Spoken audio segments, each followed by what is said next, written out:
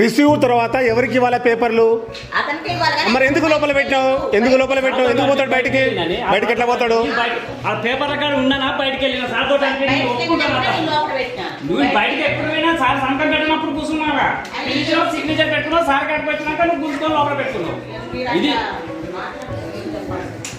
సలువు మల్లయ్య, నాకు కొమలవంచ పోలియో పానీల గురించి గత 4 రోజుల కింద అప్లై చేసుకుంటే ఫోన్ చేసి పోలియో పానీ రెడీ అని తీసుకుపోరా అంటే ఈరోజు వచ్చినాక ప్రింటర్ ఖరాబ్ అయింది, పేపర్ బయట తీసుకోమంటే బయటకు పోయి తీసుకున్న తర్వాత ఇలా సంతకం పెట్టండి రిజిస్టర్ అంటే రిజిస్టర్ సంతకం పెట్టండి.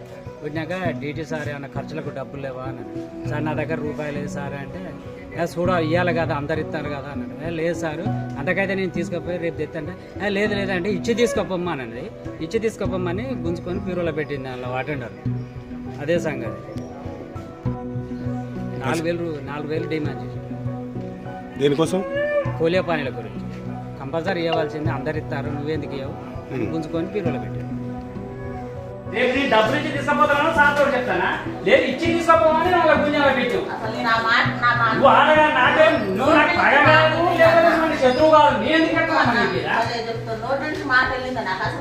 మాట అంటే నేనే పెదవాను అనుకుంటావా? నేనే నువ్వు సార్ నీకు ఈ విషయం కూడా ఇంతకుముందు చెప్పినా 2 days వరకు ముచ్చట చెప్తారన్న కూడా చెప్పా, అది కూడా చెప్తా. నీ చెప్తా నీ మంచి కోసం నాకేం రాదని ఇప్పుడు కూడా చెప్తాను. నీ మంచి కోసం చెప్తానని నన్ను అపార్థం చేసుకుంటా. నువ్వు ఏం చెప్పాలి? లాస్ట్ విషయం నీ ఉద్యోగం కాపాడుకోమని చెప్పాను. ఇంతకంటే ఎక్కువ ఏం చెప్పాను? నీ పొట్ట నీ కొట్టాను, ఇంతకంటే ఎక్కువ ఏం చెప్పాను? నీ పొట్ట నీ కొట్టాను.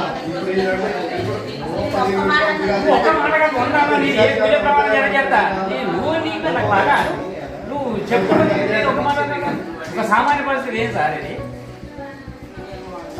కనీసం అట్లా మా తమ్ముడి పేరు అని చెప్తాను, ఇతర తమ్ముడి పేరు చెప్పినా కూడా అక్కడ చెప్పిన ఆమె చెప్పిన నువ్వున్నావు, సార్ ఉన్నాడు, నువ్వున్నావు, సార్ సపోర్ట్ చేస్తాడు, గుంజుకోపోయినావు. భలే మాట్లాడతారు. అది ఎట్లా మాట్లాడాలి? ఏం అడగలేదు. నేనే నాకు దాసం అని చెప్పిన నాకు వద్దని చెప్పాను.